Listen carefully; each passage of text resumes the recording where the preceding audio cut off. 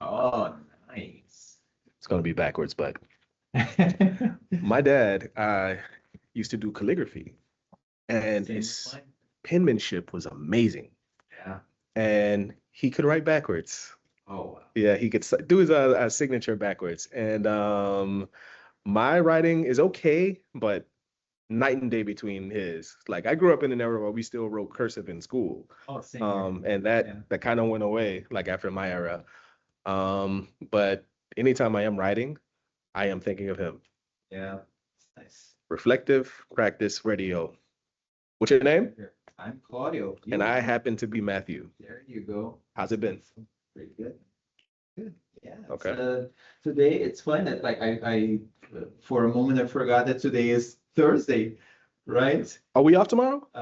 No, we are not. Oh, So I don't know what's different. Like what? I keep hearing people talk about it's a holiday tomorrow and it is Good Friday. Yeah, yeah, yeah. Correct. But yeah, since like we work, it's not like a holiday that's we observe that we take off. Aha. Okay. But yeah, like not every company, which is something interesting, like because like huh, yeah, in Brazil it is a holiday Yeah. because it's a big Catholic Yes. country, right? So yeah, in Brazil it is one of the holidays where we don't work. Okay. But here, yeah, I don't know why I lost track of time this. Oh well, I do know. It's just like when you came by, like my brain was preloaded with like two work streams, Yes. right? And Were they related in any way? they are in the same project. They Okay. are not related because one work stream is related to a DevOps pipeline that I'm struggling with some issues there. And the other one is like feature work. Like it's a feature with a whole bunch of stories, so unrelated. Okay. But I think I had been in the process of like loading the agents with what they are supposed to be working on next. Mhm. So I guess that's what was floating in my mind. I don't want to walk away and you guys don't have anything to work on. You know, there is some of that. It's the like, well, why can I make time? And Yes. that's something we've been bringing up, right? How come can I make time or set time during my workday Yes. to like record a podcast? Well, it's because my, work, like client work, is still being done, Yes. right? So that is important. So as long as we have those going, we are satisfying, the what we are here for Yes. ultimately, we can Make time. stack up value. That's what keeps coming back to my mind is like, how can we stack up value so that we can make our time even more valuable? Yes. The thing I keep forgetting, a book I've read recently, it was I've revisited the book, Outcomes Over Output, Hmm. where one of the points, it's a very short book. If you guys have not read it, pick it up because it's a very like you can read it in one sitting, like within an hour you're done with it. But I revisited that book recently, and there's something that they talk about there where like when you're focused on the outcome, right, you should also look around and see, okay, now we're automating things, right, that's gonna allow people to spend less time doing certain things. Great. What are they going to be doing with the extra time, Yes. right? What are you filling in that extra time? So this has been very high up in my mind. So it's like, yeah, we're compressing a whole lot of these tasks, Yeah. which means we don't have to spend that kind of time the way we used to. What are we doing with that time? Just doing more compressible tasks or else? Like the doing more like say feature work, like building features. Like Yes. yes, you can do that to a certain extent, but what I've been noticing as a human being, there's only so much That's right. I can do. There's a lot of literature coming out about this as well. You're seeing it across Substack. You're seeing it in like even journals. Um, Many people are feeling a burnout the more they pile on. It's like, hey, we freed up all this time. The agents are off doing some work. And if we try to fill in with even more work, while it seems like it should be possible, you're still the human who's orchestrating all of these things. And you have to be aware of all of these different concerns. And context switching between all of them is expensive. It's mentally taxing. It is. It absolutely is. It's just, I keep going back to that, like drawing analogy to say cars and human driving their cars, right? So now you have this one car that was built with a certain frame for a certain purpose. And then you yank out this one engine and you put one that's like 10 times more powerful. Yes. So is that car built for that? It is not, right? Because it may like, oh, it's gonna go a lot faster, but it's gonna like shred to pieces. That's right. And the human driving that car will go like, oh yeah, I can only go on a straight that fast for like 5 minutes, and then I'm exhausted. That's right. I mean, I like that example because the faster you go in a car, the concerns start to change. Yeah. For example, Bugatti has a car called the Chiron, and it's a really incredible vehicle. I think it can get in excess of like 200 miles an hour or something silly like this. Yeah. But they've had to engineer special tires because you can't just take the normal tires on your car and have them go that fast and have them survive the trip. So the example of taking a really powerful engine and putting it in a car that was not meant for that translates directly in that case, because maybe the engine does fit. Maybe the car does start.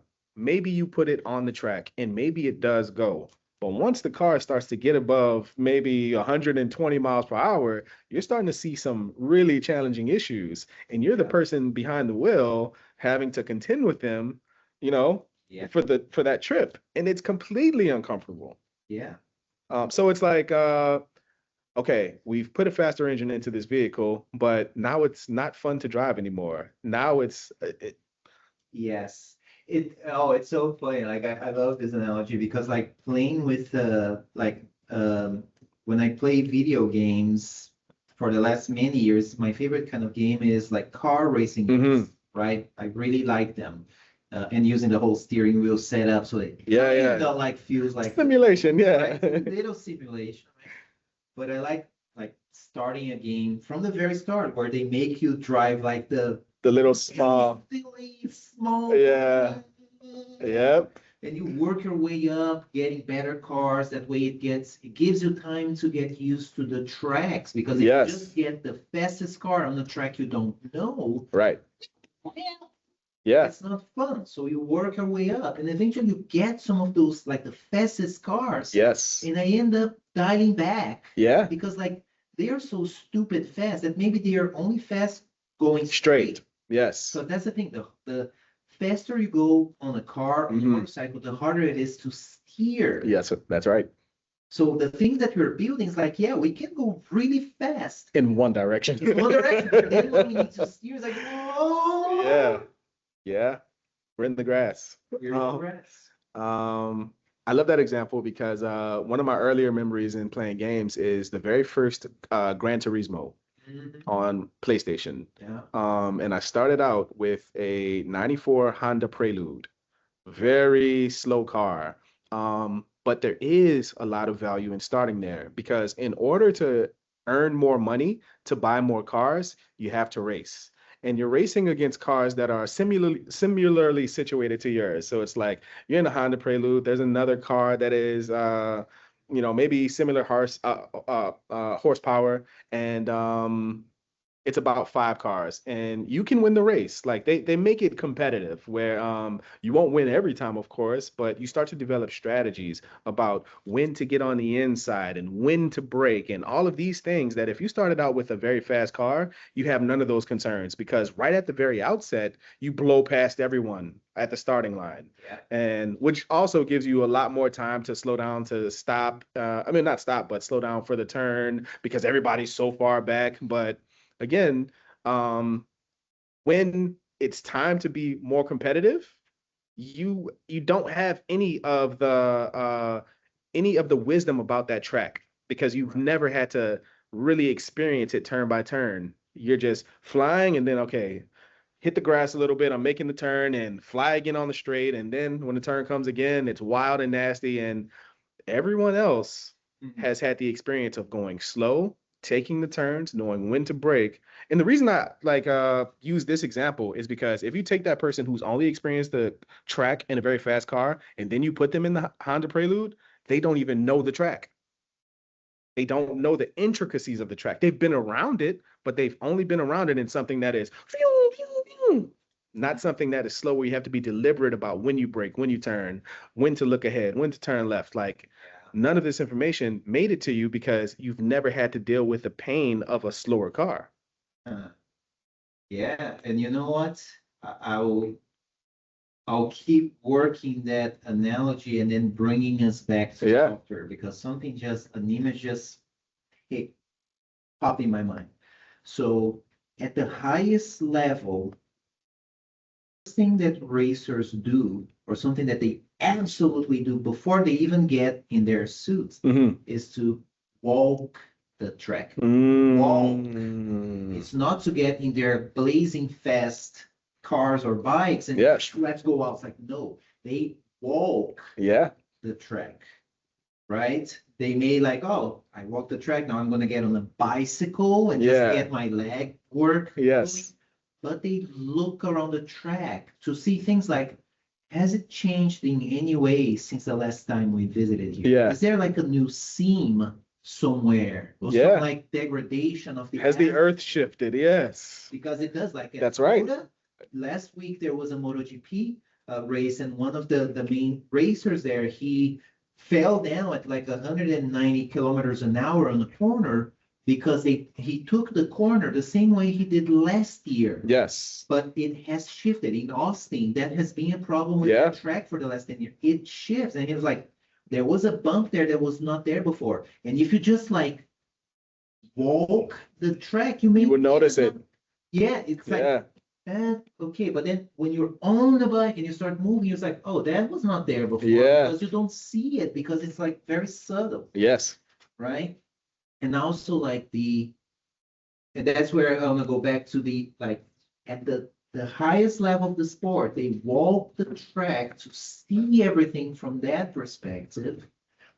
And then they go out on a slow lap, right, to figure it out first before they really go to the limit. How do I tie that back to what we do? The walk the track. It's like, oh, you're building a system, like in my case, that people are using at the warehouse. Yes. Go walk the track. Go to the warehouse, walk to see when people are using your blazing fast system. That's what they have around them. Yes. Right? It's like a loud, noisy environment. They are wearing gloves, so they cannot use the touch screen. They have to remove the gloves. Like all these nuances you only get when you go walk the track. It says as slow as you can go. Go out there to learn and see what if you do learn something. This is a powerful lesson that many people don't really get the opportunity to learn, especially now. So you have a situation where we have AI tools, and you have people with high agency who look around and try to solve for problems that they don't have direct experience in.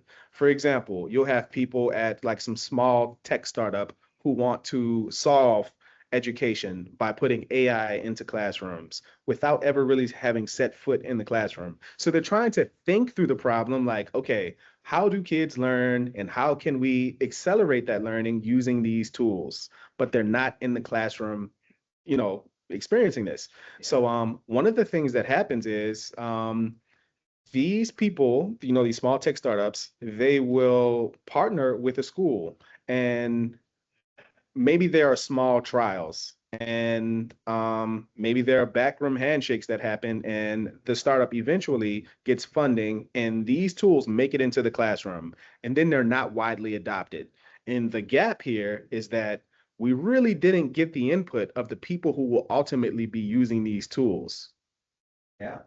The example that you use, like the warehouse, and there being gloves, and we're expected to, you're building an interface that is expected to be used with a laptop, for example. I cannot use my gloves with this laptop. So something has to change. Yeah. But if you're not there on the ground to see this, this is not even a part of your concerns. Yeah. You're more concerned with what are they seeing on this screen, not necessarily how are they interacting with it on the ground. Yeah.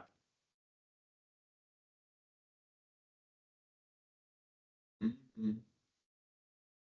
And that, why that to me, and it can be part of just my generation and my personal experience, that I started developing software by being there with the people who have so I'm there sitting next to them, and I used to be one of the people like using some systems and having the problems, and then I started programming, and so I was there. So from like the late 90s when I started doing that, mid 90s, my goodness, I keep losing track of my own history. Since then, it was always like, well, don't just tell me, don't give me requirements. Like, I don't want to see requirements. I want to go walk the track. I want to go see the people we are trying to solve. That's right. What do they have on their desks? What stickies do they have on their computer screens? What they have on the walls? Because it indicates to me if it's up on the walls, it's because it's hard to find it in the system, period. Right? That kind of stuff. So to me, it has become like not even second nature. It was the first nature. It's like I was right there. Whereas a lot of folks who got into IT and software development, maybe years after that, maybe early 2000s, they started learning that at school. Because that's the thing. When I started learning this, they were not teaching that at school at the time yet. Right. It was not a thing. So we learned by doing it. By being in the field. Being in the field. Yeah. And then years later, well, now we teach kids at school for that. And they get that experience and they come out expecting requirements. When you click the button here, it says this. When the user clicks and fills in this information and clicks that button, it does that. But they never they see that person as the user. Yeah. It's always like the user. It's like that is a person performing a job out there. Right. And they'll build for the user, put these tools in the user's hands, and the user's like, I don't like this. How does this help me? This is actually slowing me down, if anything. And the simple solution is to go and sit where they work. Learn what their concerns are, learn where the pain points are, use their manual processes so you can see what they are. And then you can think about the problem in a way that will be actually helpful instead of being in a separate place, thinking about some problem that you don't really fully understand or that you've heard a little bit about in a meeting, and you're trying to build a solution based on that limited information. Yeah. We do this all the time. This is what people do. And it's been that way. And it continues. Like the actual person who we call the user is often an afterthought while we claim to be building something for them. They are an afterthought. Yeah. Yeah, I do not like that at all. I like it. The users don't either. Yeah, like I do not relate because like we are all users, right? We know things that when there's a new update to our favorite tool, we are like, this is horrible. What are they thinking? Da, da, da, da, da. Yet when we are building software for our users, we're often doing the same thing. Yeah. Neglecting the people's experience. Because it doesn't matter until we feel the burn of someone else's poor decisions. Yeah. Like we saw this a lot in social media when timelines started to change in terms of the way things would lay out. At first, you would, the most recent content would be what you see on the timeline, and you scroll backwards to see things that happened before this point in time. Then they started to change it. They introduced this concept of for you and all of these algorithmic layouts where it's like you'll get online Open up your Facebook or your Instagram, and you'll see a post from 2 days ago first, and then you'll see a post that was 5 minutes ago. Then you'll see one from last week, and it's just completely incoherent. But it's driven by something else that isn't really having the user's concerns in mind, because ultimately, when you think of social media apps, or most of these apps that are free, we're the product as the human beings. Like, Yeah. so it's not so much about what we want, it's about what kind of behaviors they're trying to drive in us. Yeah. Like, we're already giving you this for free, so you shouldn't even have you don't even get the right to complain about the timeline. If you do, maybe you buy the premium version and we'll give you your old timeline back or whatever. But it's like, if the product is free, then maybe you are the product. Yeah. Yeah, I do not like that behavior of going in. Like, LinkedIn is notoriously bad for that. Yes. The way I see it, it's like, oh, I'm logging in now and I see this thing from 3 weeks ago, Yeah. promoting an event that happened 2 weeks ago. Yeah, it's stale. What is Why the am I point? seeing that right now? You're seeing it because it was promoted, and it was promoted via money. And Yeah. they're giving the user who paid for this, the person who paid for this, the value, but the value is wasted because I'm showing you, me, big LinkedIn, I'm showing you something that has already happened. Yeah. Who is that valuable to? I'm inviting you to something that happened in the past. Yeah. And this is common. But these kinds of patterns brings me back to a conversation that we were having last week about like gamification. Nice segue. I'm trying, maybe a little jagged, but I had it sitting here because yeah. I'll get back to the analogy of racetracks. Yes. Continue. But this is just another dark pattern. And this is not me saying that gamification in applications is inherently bad, because I don't believe that. I do believe there are ways that serve the person who's using this app best in terms of keeping them engaged.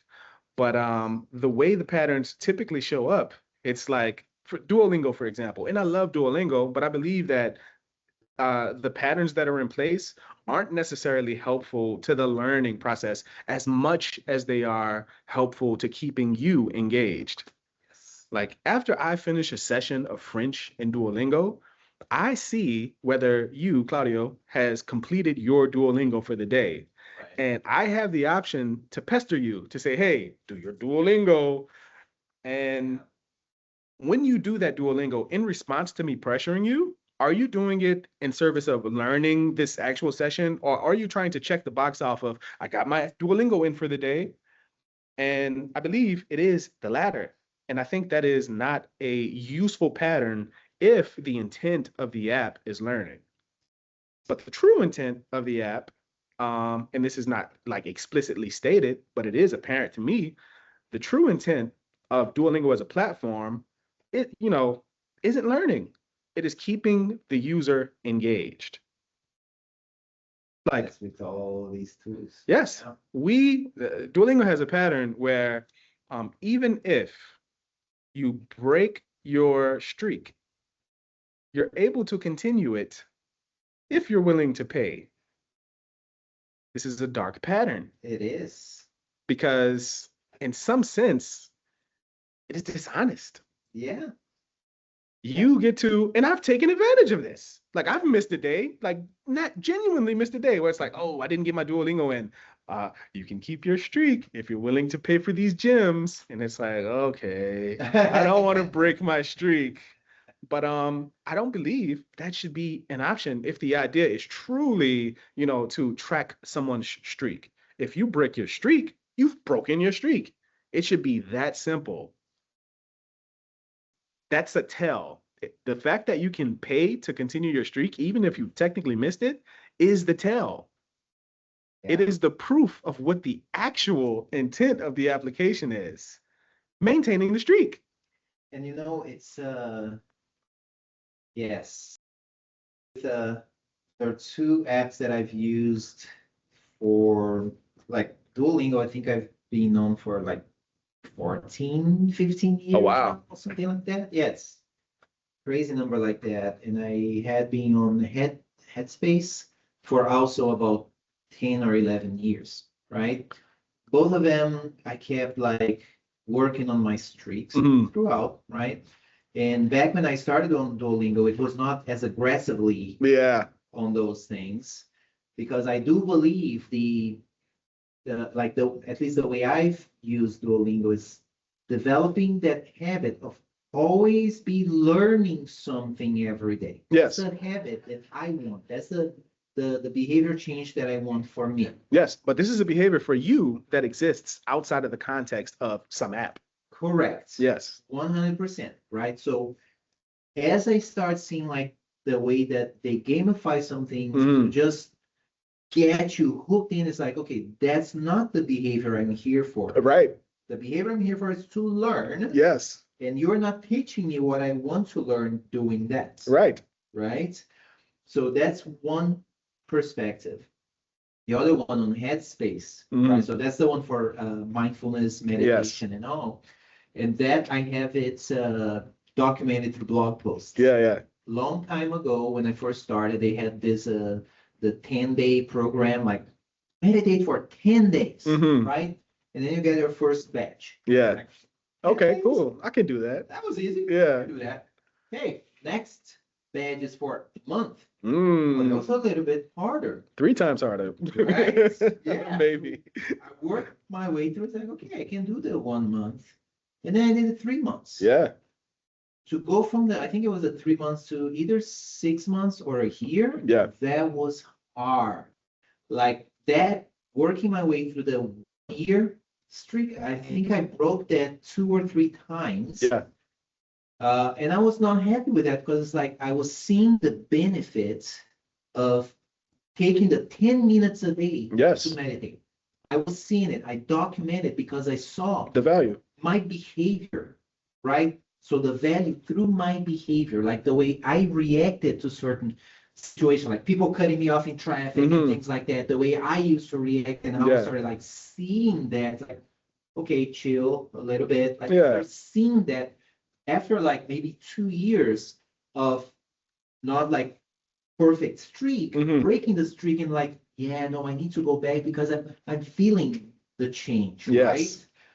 And then there was a point in life that was 2015 maybe, where I was going for the streak because I'm like, I'm trying to hit that 1 year. That's right. And there were days, I'm not even ashamed of saying that, because it's part of my growth, where like I have all these things, and man, it's almost midnight. I'm gonna start the thing, but I'm not stopping to meditate. I'm keep doing the thing, just so you wouldn't break the streak.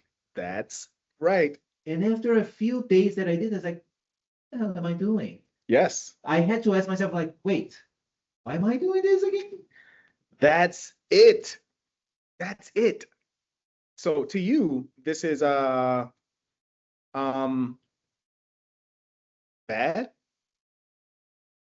What is bad?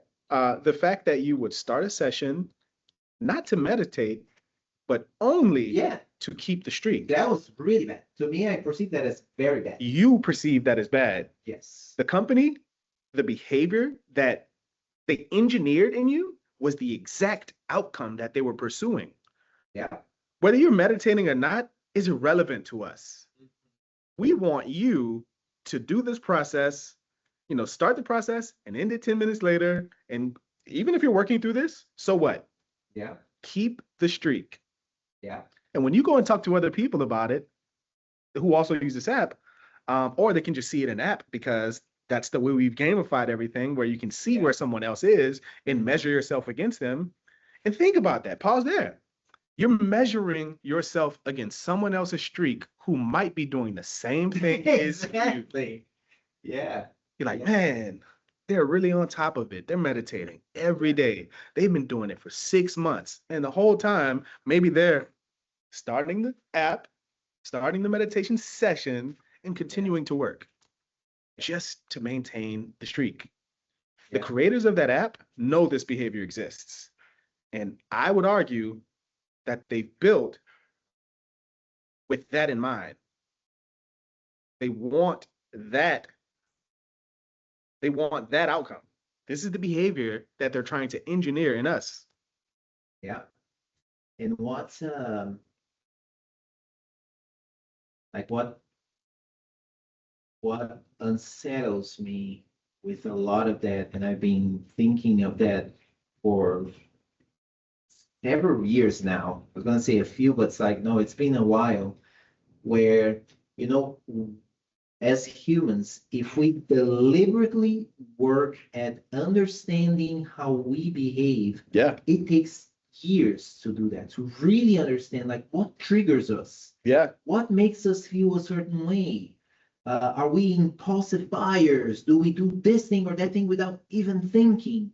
It takes a lot of effort, which not everybody takes the time to go through that effort. Right. That's hard. It's like, oh, whatever, I'll just do whatever. Like, I'm the kind of person like we are that you think like, well, why am I doing that? Yeah. And it takes a while for us to understand, like, oh, that's how I behave in that situation. Yes. And then when we look at the everything that the guys from the Center of Humane Technology have created with the social dilemma, the Mhm. AI dilemma, now the movie that they have out there, I'm going to be probably watching this weekend.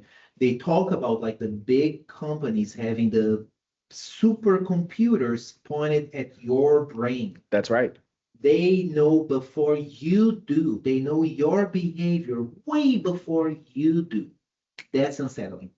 It is unsettling, but we're helping them every step of the way. We're helping them every step of the way. Yeah. Imagine, this is conspiracy theory territory. Imagine all of the big players at, let's say, Uber, let's say Duolingo, any app that we're contributing information to freely. What if they all got together and said, what if we just exchange data with each other? Let's sign a contract with each other to share in this data so we can surface patterns about these individual users so we can target them in ways that we couldn't if we didn't have each other's data. Yeah. I know what time you prefer to eat because you like to eat at Uber. You like Uber Eats multiple times a week and you order these specific things. And I know because of the kind of caloric intake or the content of the food that you're eating, the state that you may be in, because of the kinds of foods that you're eating. I know that you may even have heart trouble because you're eating hamburgers every night. I know information about your health, and it's not necessarily because you're using a health app. It's because I can look at all of these different behaviors and paint a picture about you. Mm-hmm. So I can almost predict that you're going to have heart failure even if I have enough data over this window of time. Yeah. So when we're talking about being able to predict, this is not even magic. It's because we're sharing so much about ourselves that other people are able to paint pictures that even we, as the person who inhabit our own bodies, cannot see. You just mentioned how difficult it is to, be aware of one's own behaviors.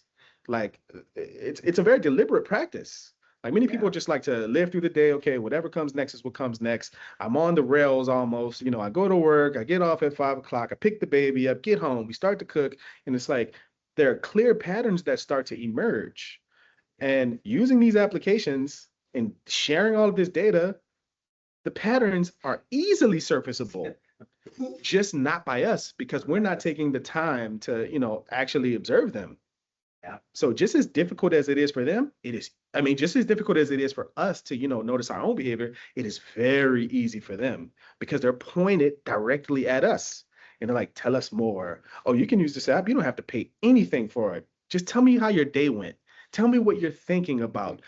Tell me what posts you're liking. Tell me how much time you're spending looking at this image. Like all of this little metadata, it adds up to paint a picture about us. Yeah. Exactly. So it is painfully easy to know what we're going to do next in ways that even us, as the persons living in our own bodies, can't predict. Yeah. Now, we may, like if I ask you, hey, what are you going to do later on? You'll have an answer. But if you're donating all of your data and we know what you're typically likely to do based on all of this data, like you're even sharing location probably in some of these applications. I know not only what you're going to do, but where you're going to do it. Yeah. Well, and some of the things like I see that might look harmless, like on, say, on networks like Facebook, for instance, right? Yeah. There comes this little thing that says, oh, you're a child of the 80s. What is your favorite movie from that time? Yes. And then in a whole different thread, whoa, you like rock and roll music. What is your favorite band? Like the answers to those things mapped together paint a full picture of the person. Not only do they paint a full picture, you can use those as attack vectors. I can do something like, what was your favorite childhood pet? Or what was the hometown you grew up in?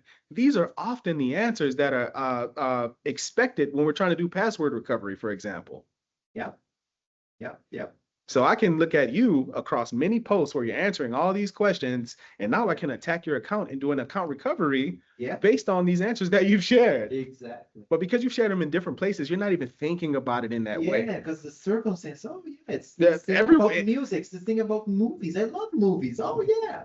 But on top of that, it's compounded by, I'm looking at all of these other people sharing theirs as well. Oh, you like the Never Ending Story. Oh, you like the Goonies. You like this. You like that. And it's like, I'm going to share mine as well because everyone else is doing it, so it must be harmless.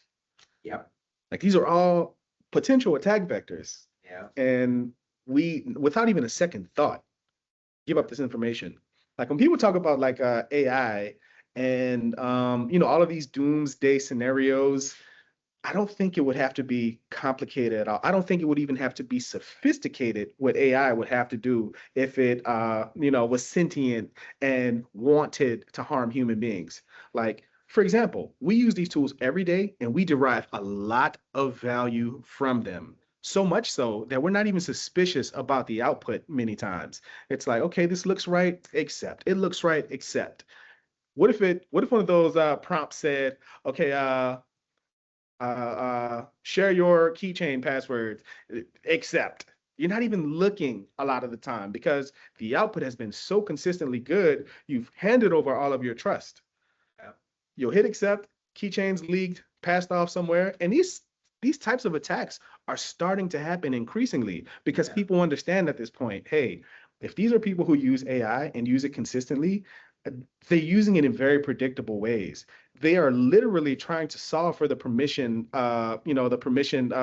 pestering is what we might call it, where every step of the way it's asking us, can I do this? Can I do that? It's like, just do it. Go ahead. And what are we trading off when we do that? Yeah. Like, how is this going to impact us potentially? We're not even thinking about it because our main goal is getting whatever that output is, like getting the web page or getting this feature done or finishing the sprint, like whatever that is, that's where I want to be. Whatever has to happen between then and now, instant gratification. We talk about delayed gratification all the time and how, it's been harmed. Some people have never even had the opportunity to develop it, especially younger kids today, because it's like, I can get it on demand. I don't have to wait for it.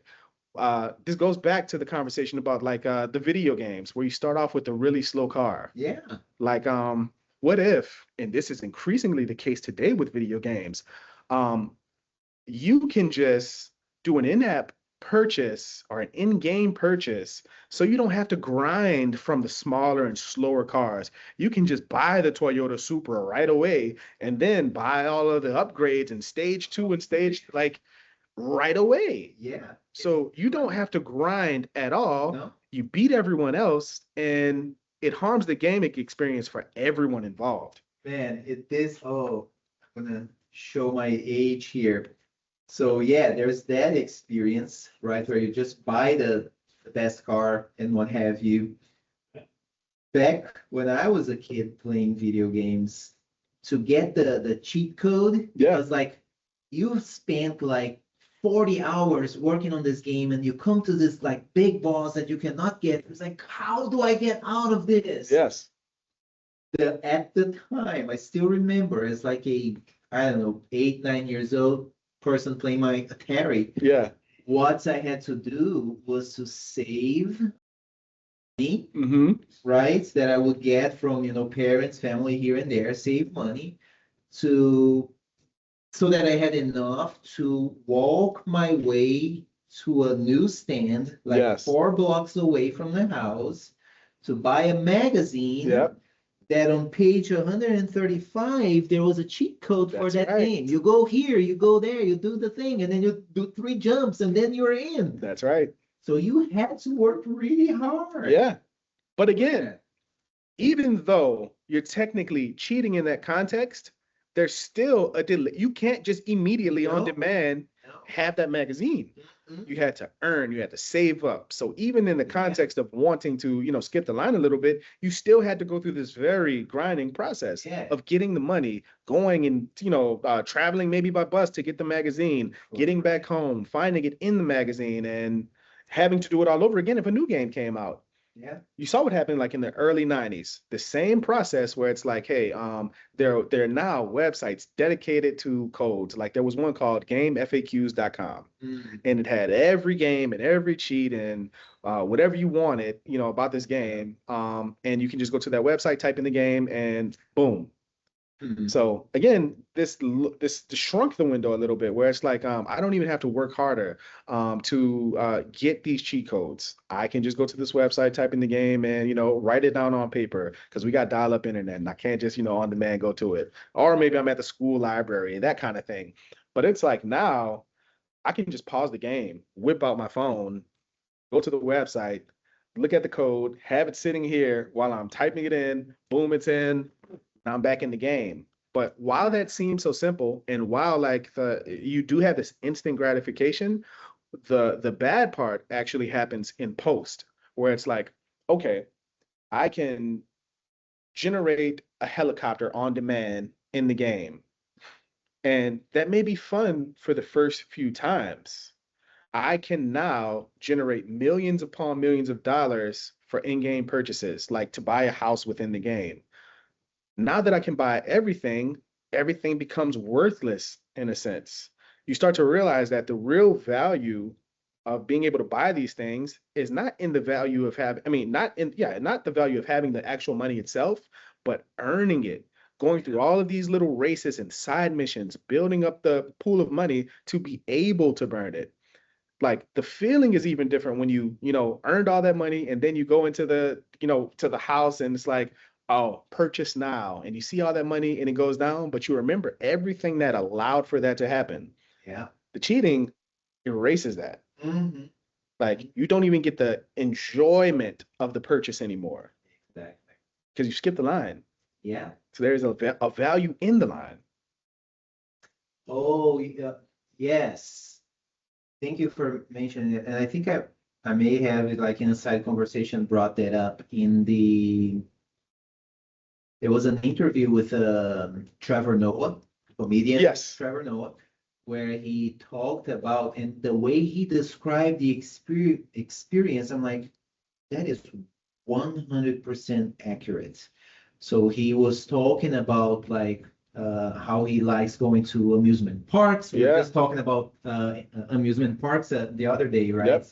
And he was saying like, oh, I remember growing up, as a kid, go to the park with my friends, an excursion with the school, and then we were like waiting in line for an hour or two to get on the ride and have fun. And then I became famous, and then I can get to the parks and skip the lines, go to the ride, and it's like not fun anymore. Not fun anymore.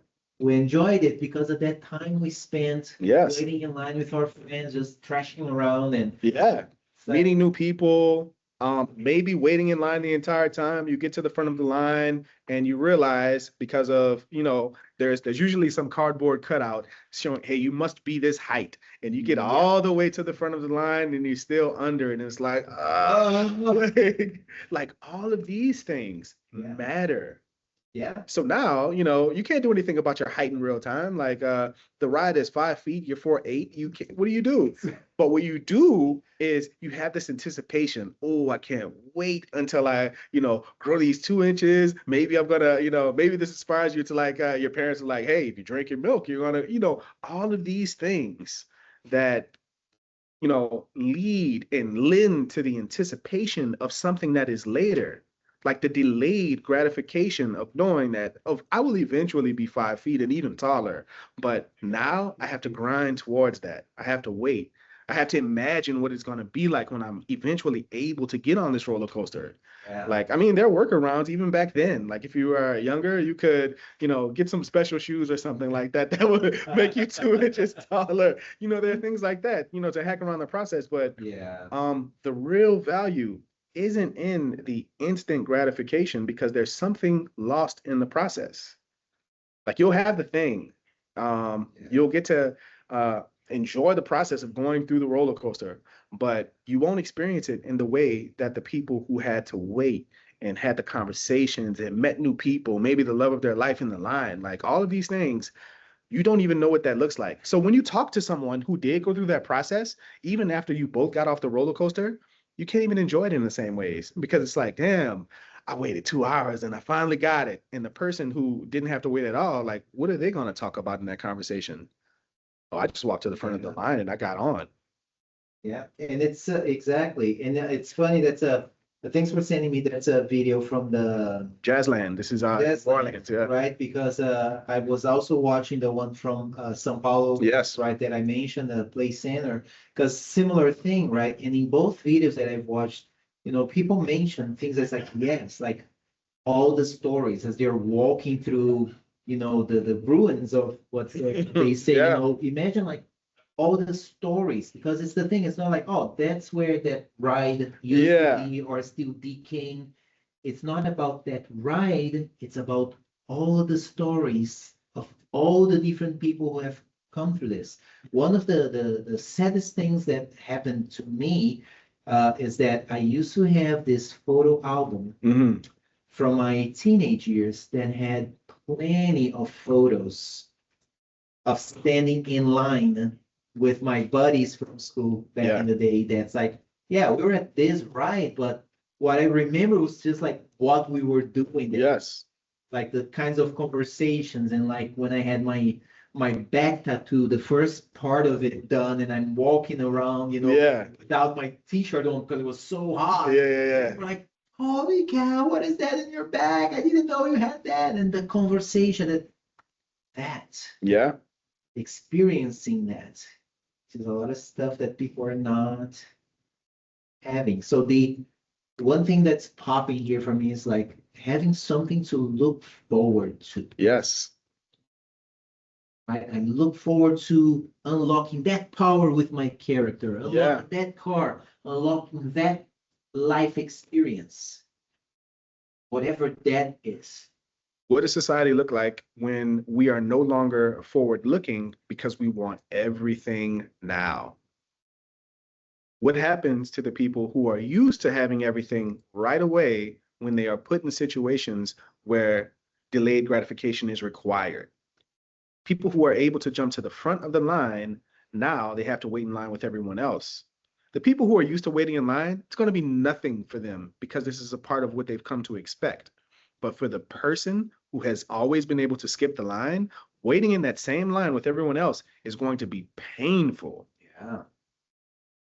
Because they know nothing about it. That's not a part of their lived experience. Everything has come on demand. So when that person has to wait, it's terrifying. Unbearable even. Man, oh my goodness. Did you get to use rotary phones? Yes. Right? So that, imagine it like nowadays you go, hey Siri, call Matthew. Right? Boom. I remember back in the days, like, do we even have a landline? No, we don't. We have to go to the neighbor's house, the rich neighbor's house who has one. Can we use your phone? Right. To pick up and patiently go clink. That's right. Clink. You miss one. And then will the person pick up on the other side? And you're like for a whole minute, because if there's like a lot of nines, nine. Oh, is the person there? That's if there's a lot of nines. Now, let's say, the number is, in my case growing up, we only had to type 7 numbers. Now, these days, it's 10 because you have to type the area code as well. Yeah, it was 7. Yeah. So if you miss one number, you get one number wrong, hang up, pick back up. Yeah, or you do the finger on the on the button. That's right. That's right. Hold it for a second. Yes. And then start the process again. Like these little things that we've come to expect like they would be unbearable to people now who are used to just on-demand everything. For example, like I grew up in an era, like my first computer, and this is in the early 90s, we had a 28.8K modem, dial-up, very slow. Oh, that was fast. I remember. It was Like 14. that was 14. This is right. This is right. So you know, mine was twice as fast, but you know how unbearably slow it was. But it's like everything. This is back when like Real Player, the media player, was out. And it was popular during that point in time. So anytime, if you want to watch a 3-minute video, you might be waiting for a 20-minute download or something silly like that. And it's like, but when you do get to watch it, like YouTube would have been impossible during that time. It's just not even possible. But once you do, you know, you click download, you go and do other things, the same way we treat our agents, ironically, where it's like, you know, you click off this process and you come back and the work is done. It's the same thing back then where you click download, you go off and, you know, make a sandwich, you get back and there's like 2 minutes left. And it's like the delayed gratification of those moments. Like we take all of it for granted now. I can open up a YouTube video and, you know, watch the bar of loading and you see it jump. And it's like halfway on an hour video where it's like, even if the internet goes down now, I can watch 30 minutes from here just because of, you know, the buffering and all of that. We take it for granted. Yeah. Like if we were kicked into a period right now where we had to rely on dial-up, like all this AI stuff would just be out of the window, especially, you know, with the distance of time that we have to wait for like inference, et cetera. Like all of that would be dead on arrival. Everything would just have to slow down. And consequently, we would have to slow down with it. But I think after we get over the initial pain of having to slow down, maybe, and I know we're coming up on time, maybe that pace is something we're more comfortable with as a society. As opposed to where we are now, where we're just like artificially speeding up and trying to do this faster, that faster, and not really making time to do the slow things, like thinking through problems. We're even offloading that as a process now. It's like, hey, go off and do this planning. You know, I'll scan over it a little bit and okay, looks good. Go work.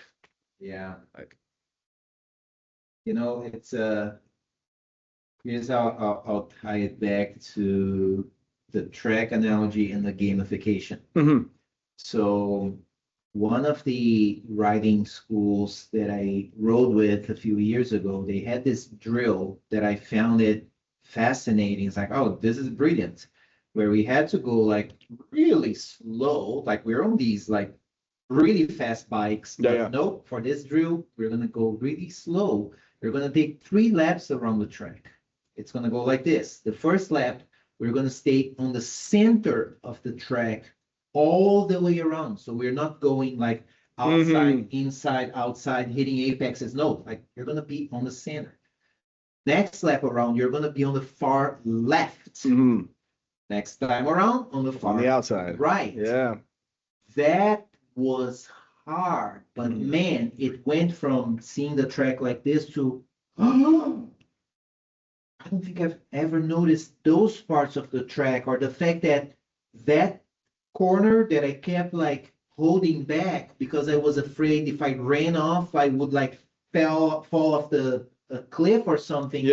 Because I was riding so slow on the far left, it's like, oh, there's a lot of room there. If I mess it up, it's okay. It will be fine. Right? So I learned that, which was great. And then how did we gamify that? I explained that to some of my buddies, my track buddies.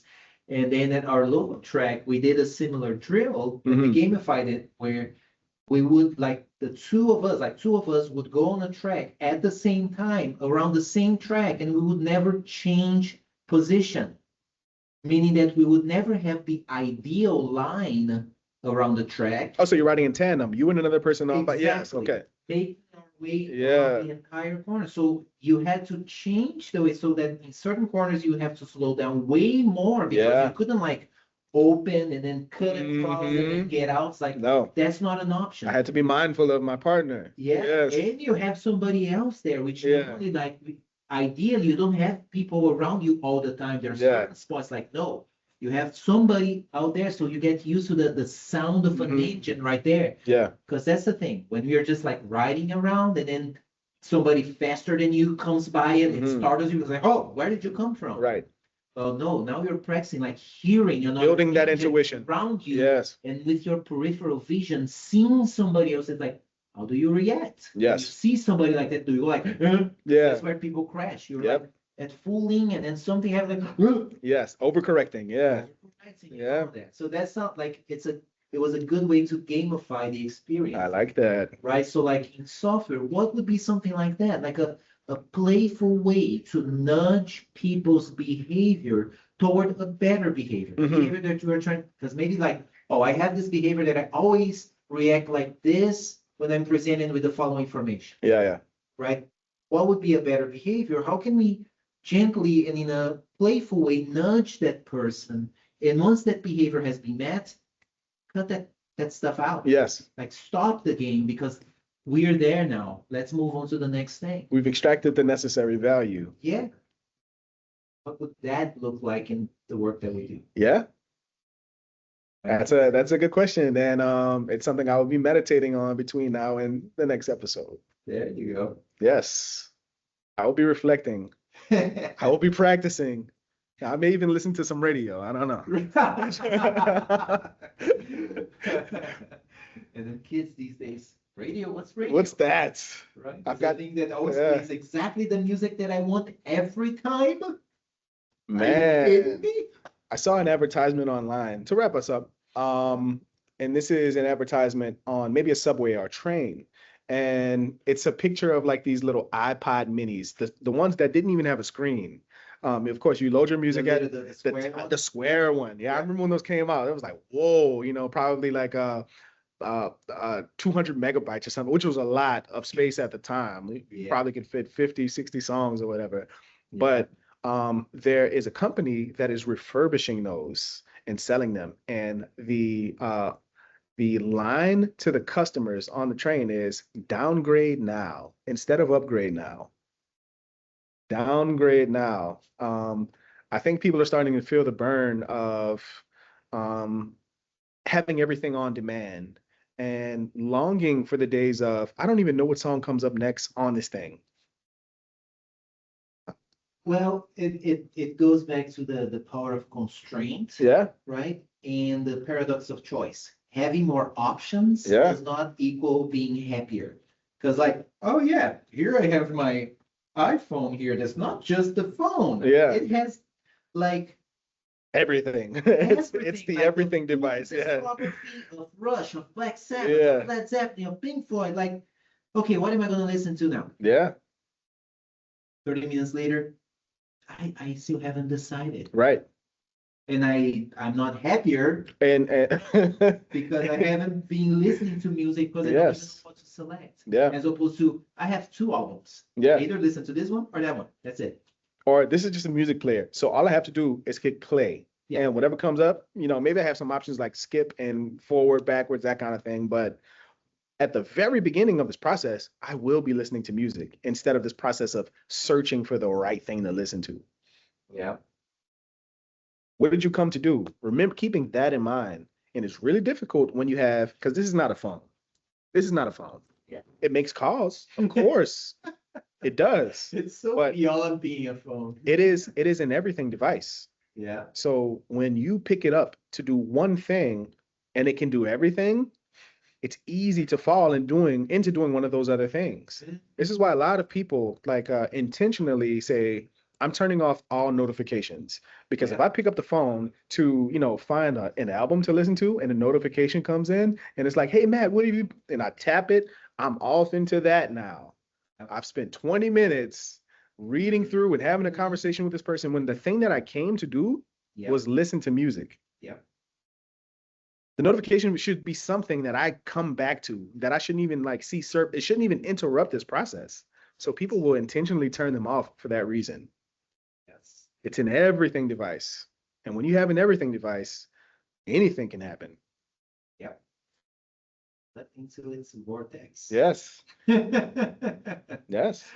Very nice. Well, we've made our way through the whole thing, man. Yeah. We've revisited gamification from last week. We've gone all different places and we All around the racetrack. Yeah. yeah, we've gone all around the racetrack multiple times. Yeah.